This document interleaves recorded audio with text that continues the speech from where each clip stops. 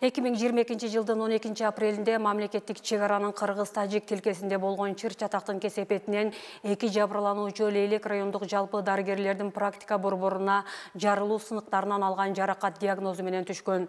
Бул тууралуу Саламаттыкты сактоо министрлигинин басма сөз кызматы билдирет. Маалыматка ылайык, учурда бир жабырлануучу ооруканада жатат. Алгачкы хирургиялык дарылоо жүргүзүлгөн, абалы орто.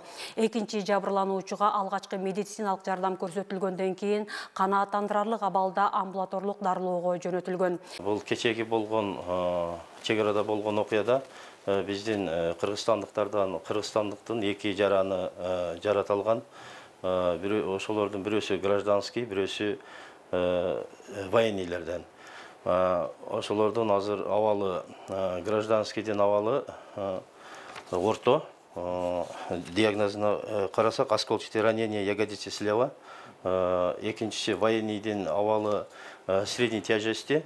Булун диагноз болсо огнестрельное осколочное ранение левой стопы и верхней трети бедра. Азыр бул азыркы хирургияда дарыланууда.